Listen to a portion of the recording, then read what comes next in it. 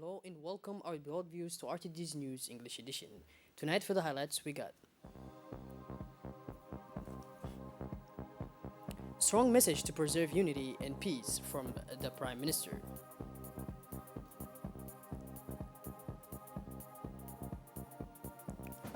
Launch of the Strategic Health Coordination Framework.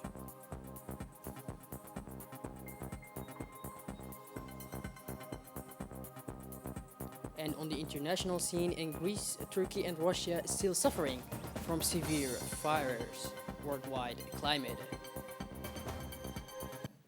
Those were the highlights, our blood viewers. Welcome back to our newsroom.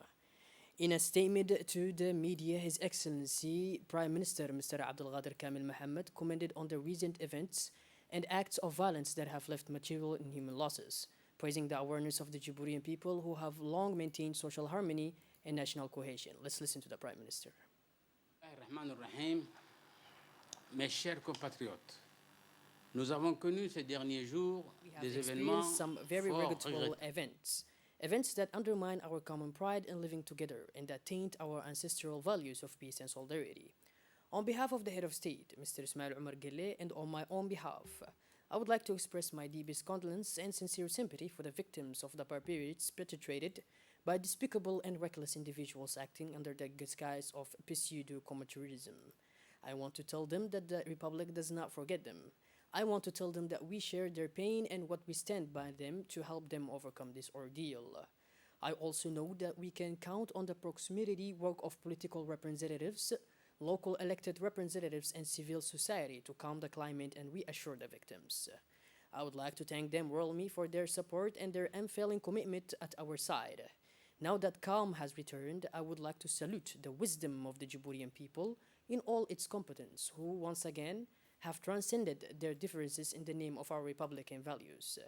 Yes, the Djiboutian people have been strong.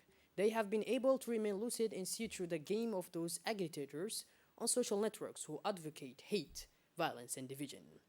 Yes, the Djiboutian people have shown that nothing is more important than peace of our children and the future of this country.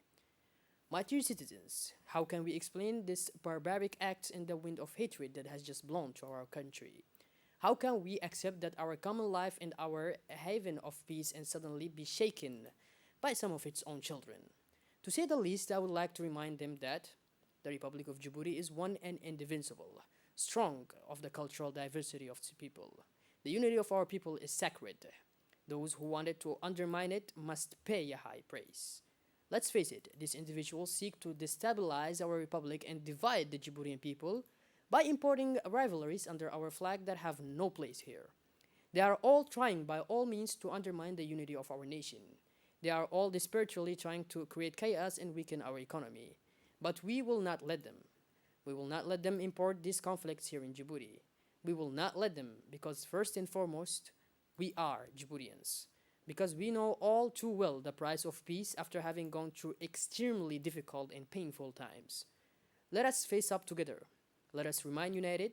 Let us stand together to preserve what we hold dearest.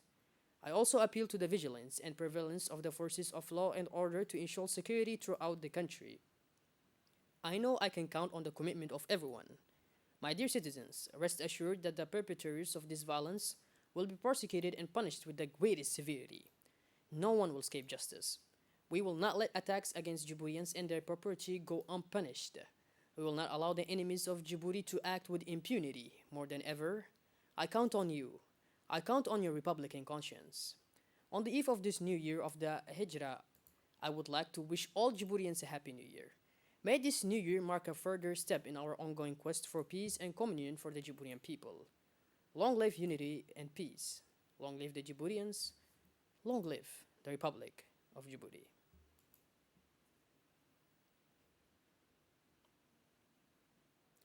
On the occasion of the Muslim New Year, which starts this evening, the Ministry of the Interior announces August 9 will be a paid holiday. The minister wishes the Djiboutian population and the foreign community residing in the Republic of Djibouti the best of luck and peace. On this occasion, the minister wishes the Djiboutian population and the foreign community residing in the Republic of Djibouti all the best for happiness, prosperity, and peace. Following the example of the Arab and Islamic world, the Republic of Djibouti celebrates tonight the Hijrah New Year. Moving on, His Excellency Prime Minister Mr. Abdulkader Kamil Mohammed sponsored today at the Kempinski Palace Hotel the launching ceremony of the Strategic Coordination Framework for Health.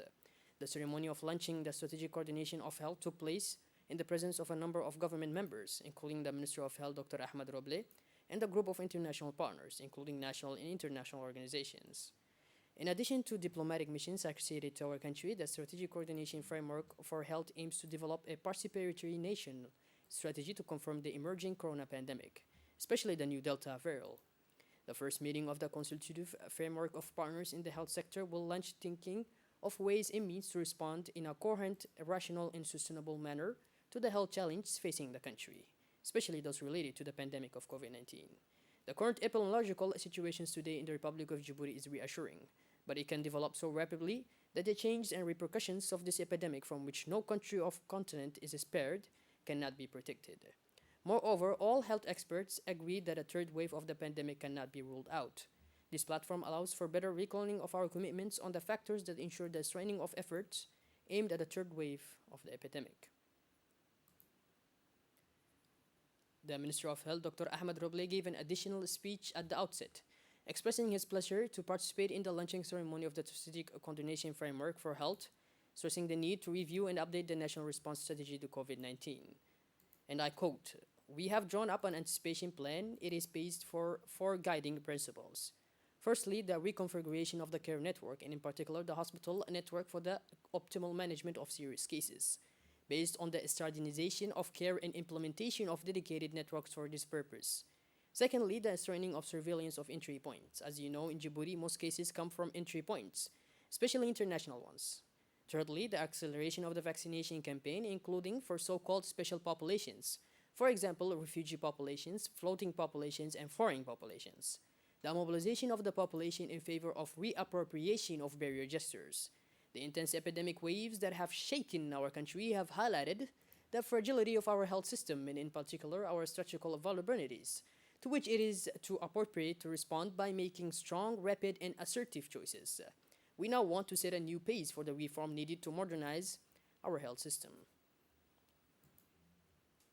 His Excellency, the Prime Minister, Mr. Abdulkader Kamil Mohammed, stressed in his speech the paramount importance of this meeting to discuss ways to address the occurrence of a third wave of the emerging coronavirus pandemic. And I quote, "Ladies and gentlemen, at this point dedicated to the launch of the Strategic Coordination Framework on the health sector, I would first like to greet all the heads of agencies, national and international organizations, but also diplomatic representations present here. Their presence here among us demonstrates their interest and commitment to the development of our health sector. I would also like to congratulate the officials of the Ministry of Health who have manipulated their efforts to lay the foundation of this space for dialogue on the challenges of our health sector. Placed under the theme of the emergence in the face of the COVID-19 pandemic, this first meeting of the Constitution Framework on the partners of the health sector launched the reflection on the ways and means necessary to respond in a coherent, rational, and sustainable manner to the health challenges facing the country, more particularly those related to the COVID-19 pandemic. As you know, the Republic of Djibouti has been confronted with two waves of epidemics that have had significant socio-economic consequences, even if their impact has been to different degrees. Today in the Republic of Djibouti, the current epidemiological situation is reassuring, but it can change rapidly when the mutations and ramifications of this pandemic, which spares no country, no continent in this world, remain unpredictable."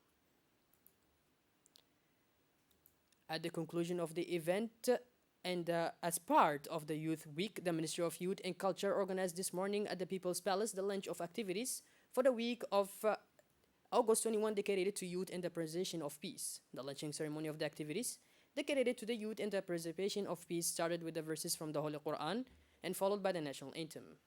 On this occasion, national artists presented patriotic and peace songs, followed by awareness and prevention sketches aimed at preserving peace and social cohesions. The activities of the week were dedicated to the Djiboutian youth in extension to the whole community and the popularization and reinforcement of the values necessary for the development of youth, such as unity and national harmony, the preservation of lasting peace and social cohesion in the Republic of Djibouti.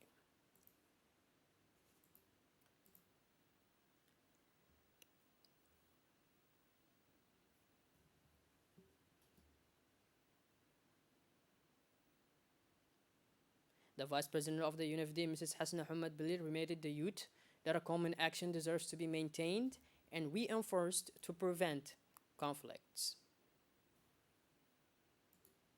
The Minister of Muslim Affairs, Mu'min Hassan Bere, in his speech encouraged young people to pass on this precious heritage and to defend our wealth of diversity and mutual respect. Also, in the main index, Minister of Youth and Culture, Dr. Hibu Mu'min Asawi, recalled that her ministry invites young people to move away from bad media influence by proposing the organization of a set of cultural activities. As part of the modernization of taxation and inter-resources mobilization, the Ministry of Budget has undertaken a vast project in the tax management system. To meet the challenge in this regard, the tax administration is currently carrying out projects. A tax box. The objectives of this reform are to secure tax revenues, but also to mobilize internal resources. With this project, the general dedication of the taxes is carrying out a fast reform in the integrated system of the management of the taxes and collection. The process has already started and today is at the stage of signature with the selected third parties. This is a project financed by the World Bank, but it was interrupted because of the COVID-19. It is a Canadian company that is already working in the system that will allow the tax department to quickly implement the tele-declaration and telepayment and maturation online. Moving on to the international scene, Greece is still suffering from severe fires. On Saturday, 3 forest fires were still ravaging parts of the country. One of them threatened entire cities, as well as Evia, the second largest Greek island. Other fires have engulfed forested mountainsides and buried ancient sites, destroying everything in their path. Eliud Kipchoge entered the annals of a sport a little more on 8th August 2021 in Sapporo. The Kenyan won a marathon that was recolored and organized very early to avoid the heat and humidity of Tokyo, and that was conditions obviously did not bother the defending champion who raced alone in the lead. By this, our beloved viewers, we conclude this edition. Thank you for being with us and make sure to tune in and to stay safe. We wish you a wonderful evening. Thank you.